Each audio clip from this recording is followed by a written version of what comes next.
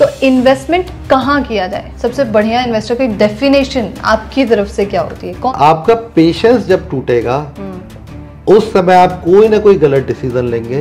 रिलायंस एक ऐसा शेयर है, इंडिया की सबसे बड़ी कंपनी है रिलायंस। 12-13 से 2017-18 तक रिलायंस के शेयर ने कोई रिटर्न नहीं दी थी। जैसे ही लोगों का पेशेंस टूटा, रिलायंस ने 2 साल में वो डबल से भी ज्यादा रिटर्न दे दी। Welcome, you are watching the lotus और लगातार हम कंटेंट्स ला रहे हैं मनी मैनेजमेंट, मनी फ्रीडम या फिर फाइनेंशियल फ्रीडम्स को लेकर। कहाँ इन्वेस्ट करें, किस तरीके से इन्वेस्ट करें, ऐसे कई चीज़ों पर लगातार हमारे कंटेंट्स जो हैं वो सामने आ रहे हैं और कई जो हमारे व्यूअर्स हैं उन्हें हमारे द्वारा बनाए गए प्रोग्राम्स, एपिसोड्स काफ़ी ज़्यादा पसंद भी आ रहे हैं। इसी कड़ी में हम मार्केट पर सबसे ज़्यादा फोकस करना चाहते हैं। बहुत सारे ऐसे लोग हैं जिन्हें ये अंतर नहीं पता कि मार्केट कब उठेगा, मार्केट कब गिरेगा।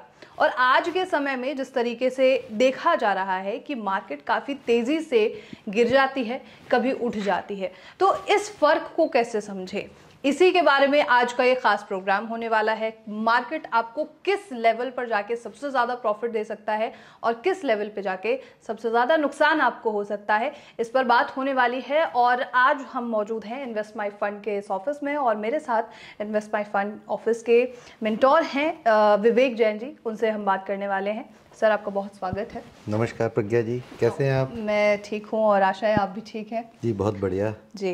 तो अभी जिस तरीके से हम मार्केट को देखें या एनालाइज करें तो मार्केट कभी बहुत ज़्यादा गिर जाती है, मार्केट कभी बहुत ज़्यादा उठ जाती है।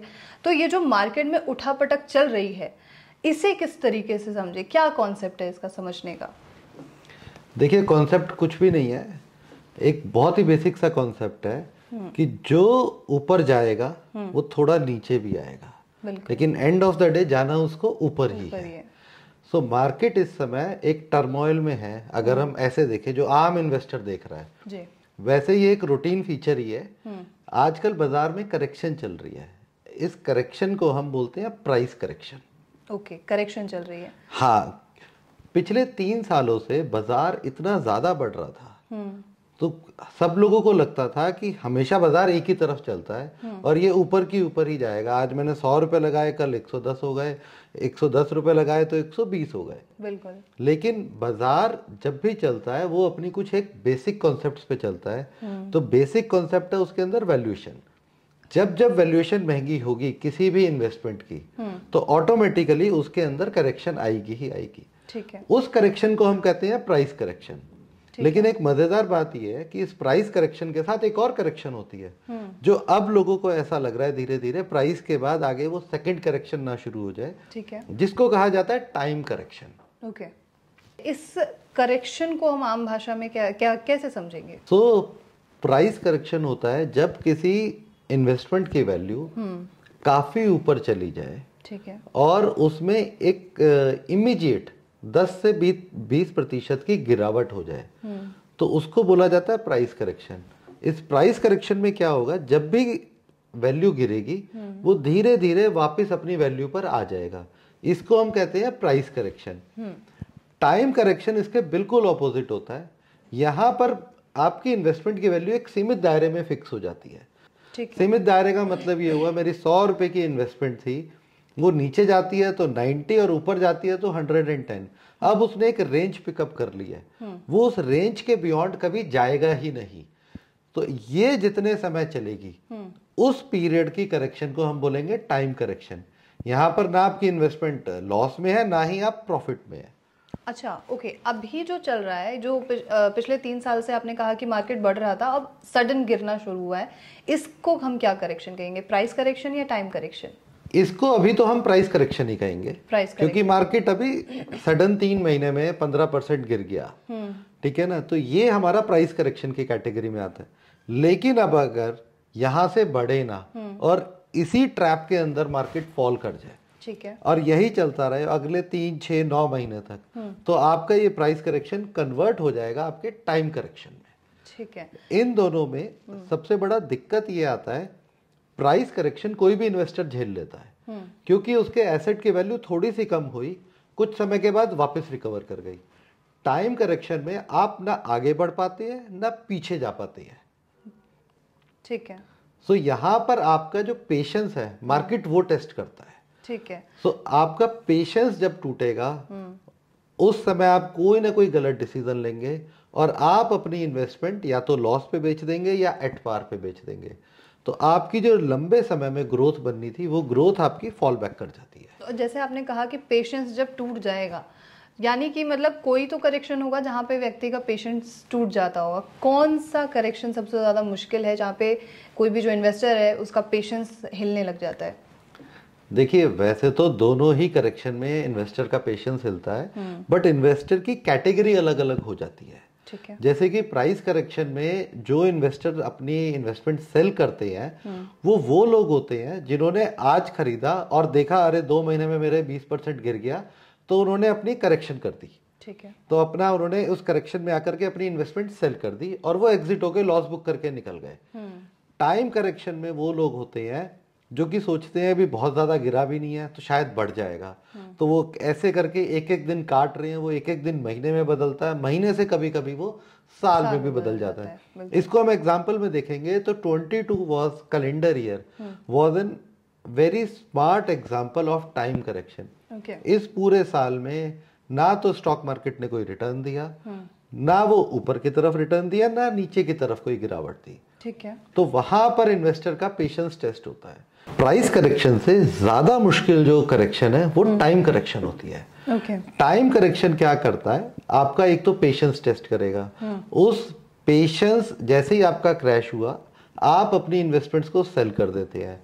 ठीक है। बहुत बार क्या होता है कि ये लंबे समय तक जब टाइम करेक्शन चलता है तो बाजार बिल्कुल अनसर्टेन हो जाता है, हमें समझ में नहीं आता कि हमारी इन्वेस्टमेंट्स कब रिकवर करेगी। इसका एक बहुत ही साइकोलॉजिकल इम्पैक्ट पड़ता है हमारे किसी भी इन्वेस्टर के ऊपर, जिसकी वजह से वो गलत डिसीजन ले लेता है। ठीक है। सेम वे आपको एक इन्वेस्टर का एक अपॉर्चुनिटी लॉस भी हो जाता है। प्राइस करेक्शन में आप देखेंगे ये कोई भी चीज नहीं होती, वहां पर आपने अपना लॉस बुक किया और आप आगे बढ़ गए। टाइम करेक्शन में आप एक डिलेमा में ऐसे फंसे रहते हैं जहां पर ना आप कभी आगे बढ़ पाएंगे ना कभी पीछे जा पाएंगे। मतलब कि आप ना बाय कर पाएंगे ना सेल कर पाएंगे, ऐसा? जी बिल्कुल, और आपसे होल्ड भी नहीं होगा प्रॉपरली, क्योंकि आप रोज देखते हैं मेरा कल भी एसेट की वैल्यू जो थी वो आज ही है, तो मेरे को अपॉर्चुनिटी लॉस हो रहा है। अगर आप प्राइस करेक्शन में आप लॉस में बेच करके कहीं और री इन्वेस्ट करते तो एटलीस्ट आप उस लॉस को रिकवर करने की पोजीशन में होते। ठीक है। पर टाइम करेक्शन आपको क्योंकि एक लालच दे रहा होता है, एक ल्यूक्रेटिव होता है कि अभी कल बाजार चल जाएगा या परसों बाजार चल जाएगा, अभी वो इतना गिरा ही नहीं है। बिल्कुल। तो आपके मुताबिक क्या चीज़ ठीक है, मतलब टाइम सेल करना ठीक होता है या फिर उसे परचेज करना ठीक होता है, बाय करना ठीक होता है व्हेन इट्स कि टाइम करेक्शन चल रहा हो?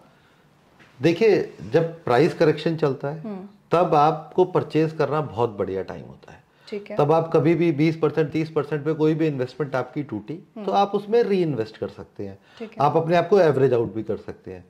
टाइम करेक्शन में किसी को नहीं पता ये कितना लंबा चलेगा, तो आपको थोड़े थोड़े इंटरवल पर उसमें इन्वेस्टमेंट करते रहना चाहिए। ठीक है। ताकि आपकी इन्वेस्टमेंट एवरेज वहां भी हो, बट वहां पर हमें इतनी जल्दी नहीं करते हैं एज ए इन्वेस्टर, क्योंकि प्राइस करेक्शन में स्टीप फॉल हुआ और वापस से थोड़े दिनों में ऊपर आ गया, तो आपको मौका जो होता है वो लिमिटेड होता है।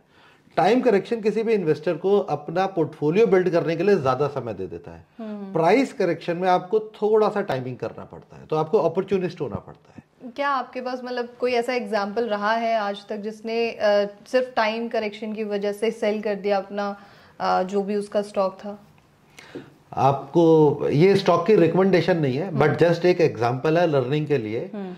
रिलायंस एक ऐसा शेयर है, इंडिया की सबसे बड़ी कंपनी है रिलायंस, लेकिन 2015 से तकरीबन 2012-13 से 2017-18 तक रिलायंस के शेयर ने कोई रिटर्न नहीं दी थी, 0 रिटर्न पर था वो उस 5 साल।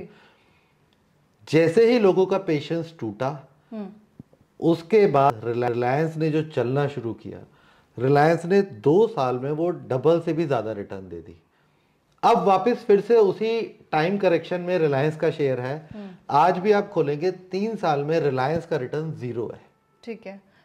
सो ये एक ऐसी सिचुएशन है जहां पर market is waiting for your patience to crash and investors are waiting for the market to crash. तो आपने जैसे कहा कि time correction is more harder then कि प्राइस करेक्शन, पेशेंस लगता है उसमें। बिल्कुल। तो इससे निपटा कैसे जाए? बहुत लोग इम्पेशेंस हो चुके होते हैं। हाँ, तो इससे निपटने का एक ही आसान तरीका है कि आप सिर्फ अपने गोल पर फोकस करें, अपनी इन्वेस्टमेंट पर फोकस करें।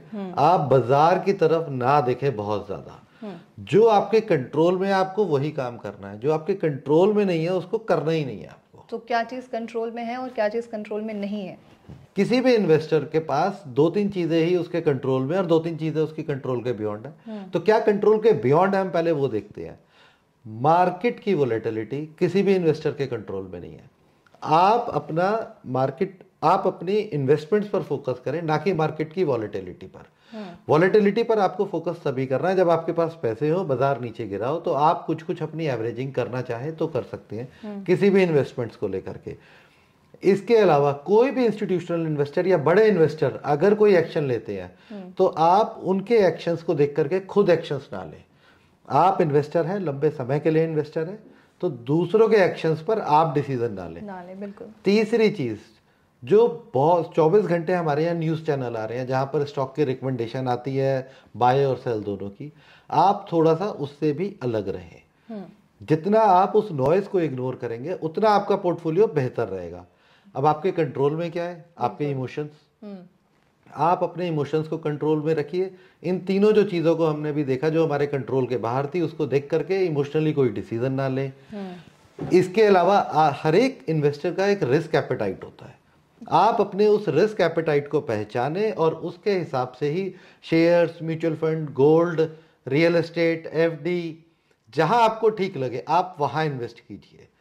क्योंकि आपकी जो जर्नी है वो आपकी लॉन्ग टर्म वेल्थ क्रिएशन है, ना कि कोई पर्टिकुलर शेयर खरीदना या उसको बेचना। आपको अपने प्लानिंग पर फोकस करना है, ना कि आपको पर्टिकुलर इन्वेस्टमेंट टूल पर। बिल्कुल। आपने जैसे कहा कि पेशेंस रहना बहुत ज़रूरी है, इमोशंस पे कंट्रोल करना बहुत ज़रूरी है, और उसके बाद आप जहां भी इन्वेस्ट करना चाहें आप कर सकते हैं। तो सबसे बढ़िया इन्वेस्टर का एग्जाम्पल या सबसे बढ़िया इन्वेस्टर की डेफिनेशन आपकी तरफ से क्या होती है? कौन होता है सबसे बेहतरीन इन्वेस्टर? देखिए, सबसे बढ़िया इन्वेस्टर तो वैसे सारे ही अच्छे होते हैं, पर जो सबसे बढ़िया इन्वेस्टर है ना, उसमें वो इन्वेस्टर्स होते हैं जो कुछ नहीं करते, सिर्फ उन्होंने अपने एडवाइजर की बात मानी और उसके बेसिस पर इन्वेस्टमेंट किया और उस इन्वेस्टमेंट को अपने गोल के साथ लिंक किया और ये देखा कि मेरे को गोल में पहुंचने के लिए 10 साल लगेंगे, 15 साल लगेंगे, 20 साल लगेंगे, और क्या वो गोल के वो अचीव करने के लिए इन्वेस्टमेंट्स इंक्लाइंड है या नहीं।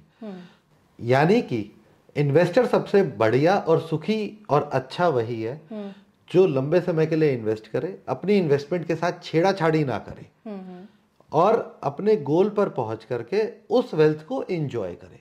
ठीक है। क्योंकि आपने आज वेल्थ क्रिएट की है उसको एंजॉय करने के लिए, ना कि अपनी पुश्तों के लिए छोड़ने के लिए। ठीक है। और बेस्ट इन्वेस्टर इज वन जो कुछ भी नहीं करता है, आराम से इन्वेस्ट करके भूल जाता है, इस तरीके से हम कह सकते हैं। बिल्कुल। लेकिन आपको समय समय पर उसको चेक करना होगा। आप साल में 6 महीने में एक बारी अपनी इन्वेस्टमेंट्स को रिव्यू जरूर कीजिए अपने एडवाइजर के साथ बैठ करके। जितना आप रिव्यू करेंगे उतना बेटर आप अपने गोल को जल्दी से जल्दी अचीव कर पाएंगे। ठीक है। एक आखिरी सवाल आपसे मेरा और होगा, और इस सवाल को मैंने पहले भी आपसे पूछा था कि एक बेस्ट इन्वेस्टर बनने के लिए एक तो कुछ नहीं करना होता है, लेकिन सबसे पहले इन्वेस्टमेंट तो करना ज़रूरी है। तो इन्वेस्टमेंट कहाँ किया जाए? नॉट इन स्टॉक्स ओनली, कि अगर म्यूचुअल फंड्स में, निफ्टी 50 में, SIP में, म्यूचुअल फंड्स कहाँ पे? सो देखिए, इन्वेस्टमेंट्स जो है ना, ये पर्सनल फाइनेंस की कैटेगरी में आती है और पर्सनल फाइनेंस हर एक इन्वेस्टर का, हर एक इंडिविजुअल का, उसका खुद का पर्सनल होता है। तो आपको अपने सलाहकार के साथ बैठिए, उनके साथ वो आपका एक रिस्क एसेस करेंगे जहां से ये पता चलेगा कि आप किस कैटेगरी के इन्वेस्टमेंट्स में आप एब्जॉर्ब कर सकते हैं, आप उसके साथ चल सकते हैं। क्योंकि जैसे मेरे फादर हैं, 80 साल के हैं, अब मैं उनको कह दूं कि आप एक शेयर खरीद लो, वो कहेंगे मुझे नहीं खरीदना, मुझे तो सिर्फ FD में पैसा लगाना है। राइट।